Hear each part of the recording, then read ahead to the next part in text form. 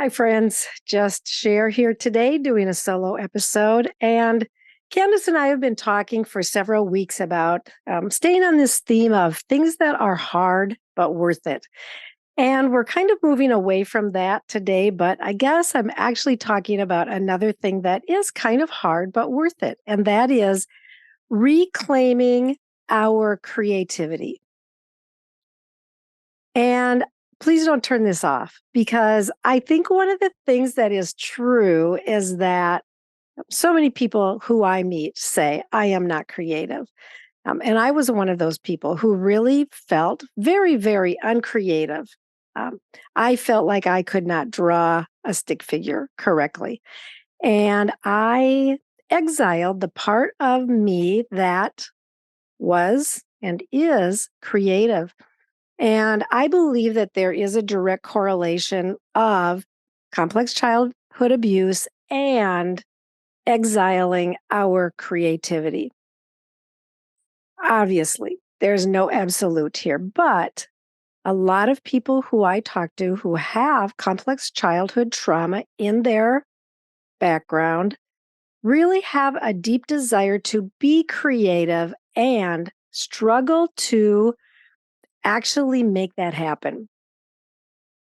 And I think there are a few things that are really important to think about here. One is, who were the voices who brought accusation, judgment, and condemnation to the part of you that is creative? And I want to keep using that term, the part of you that is creative, because I believe that we are creative. It's part of our glory. It's part of our inherent goodness as human beings created in the image of God, who is the creative source, I believe, that we all have beautiful and glorious abilities to be creative.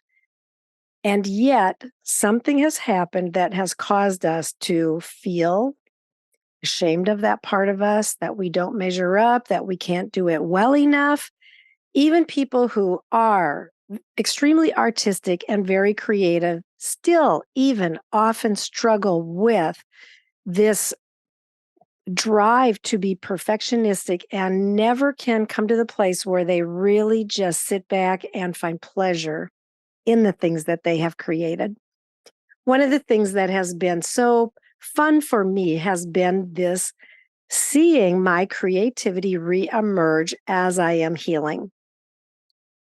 I started painting a couple of years ago. I had never painted before, and I have been able to find so much pleasure, some struggle for sure, many times where I felt like I can't do it, I don't know what to do, it's not good enough. But as I have become more and more aware of the sensations in my body, and painting has been so instrumental in helping me to identify this. When I sit down to paint, I take a moment, I take a breath, I really tune into what am I feeling in my body. And so often there is some anxiety there. And when I pause, and when I bring care, and when I bring soothing, and when I remember and even tell myself that I am safe, that anxiety really goes down. And this is part of my work of creating the new neuro pathways. And as I do that, I am finding that I am experiencing more and more joy when I paint and when I am creative. I just want to say that I believe that reclaiming our creativity is really important, and that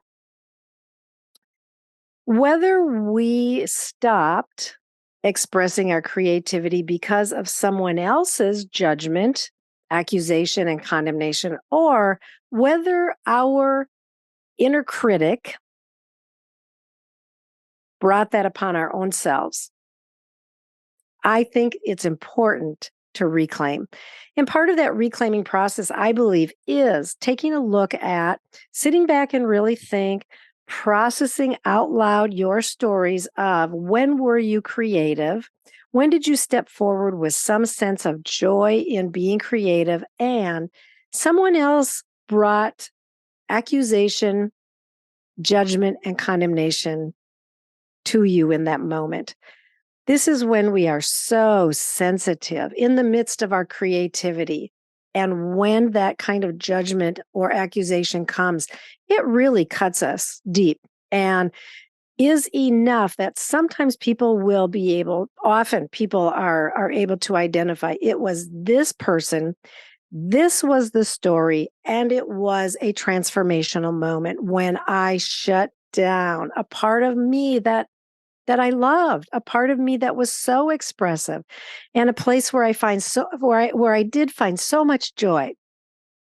Other times people are able to really say, I think it was me. I think it was the sense that I nothing was good enough and that that I couldn't risk putting out anything that felt important to me. And so, even though other people encouraged me in a particular gift, maybe it's music or art or some kind of work with cloth, clothing, gardening, whatever it may be, but where within our own selves we felt that we would never measure up and we would not take the risk. And so we exiled that part of us.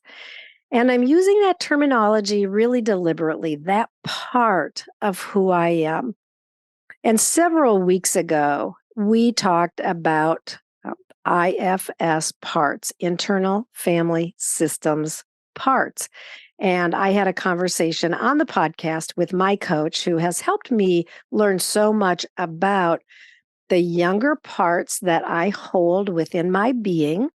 And these are very much connected with ages and particular stories of trauma where often it was something that happened, and I responded with some kind of vows where I said, I will never allow this again, or I will only allow that. And in those moments, I exiled some of my own parts, some of my own younger selves that wanted to be expressive or wanted to communicate, wanted to experience joy. And I determined, no way, not going to happen, not worth the risk. And so I've spent a lot of time bringing care and healing to these young places, looking at the stories where harm came and where trauma came, that whether that was a voice of judgment from someone else or whether those stories and that harm caused me to develop this inner critic within myself that became very hard and very demanding of how I would show up and how I wouldn't show up, because showing up in vulnerability felt dangerous. And so here I am many, many years later, and I am expressing my creativity in some ways where I am finding so much joy.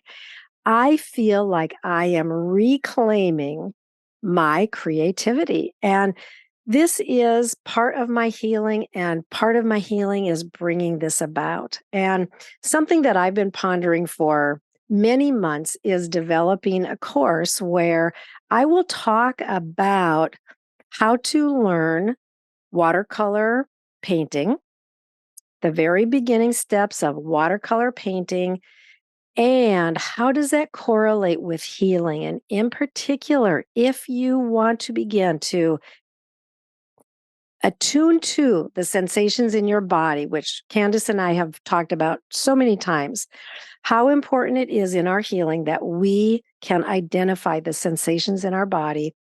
I believe that through learning watercolor painting and becoming aware and tuning in, we can begin to identify the sensations in our body, as well as many other aspects of the healing journey, which I will be talking about in this course of art and healing, where we will explore how to paint with watercolors and how to tune into our bodies and the places that we have exiled so that we can begin to find more and more joy, more and more freedom, and the ability to reclaim these parts of ourselves that are so important, these parts of our glory that were shut down, that when we can come back and when we can reclaim them and when we can connect and embrace them, we can express ourselves in ways that feel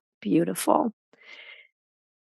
So, if you're interested in this, stay tuned. Within the next few weeks, I'll be sharing more about the process and how you'll be able to purchase at a very, very low cost this course that I will be developing on beginning watercolor painting and our healing journey. Let us know if you want more information. Otherwise, watch for us on social media. And of course, we'll be talking about it here also about how you'll be able to get a hold of that and begin to explore your creativity and your healing journey. Great to be with you. And as always, Candace and I'll say it again. We've said it several times recently, but we love this work. We love connecting. We love hearing back from you about the ways that the podcast is making a difference in your lives. I've talked to a few people recently who have shared with me that they've listened to many of our episodes and that it matters in their life and in their journey. And they're beginning to think about so many things differently. And that brings me so much joy. I love you. I bless you. And I hope that you continue to walk this journey that brings joy and life and love and healing.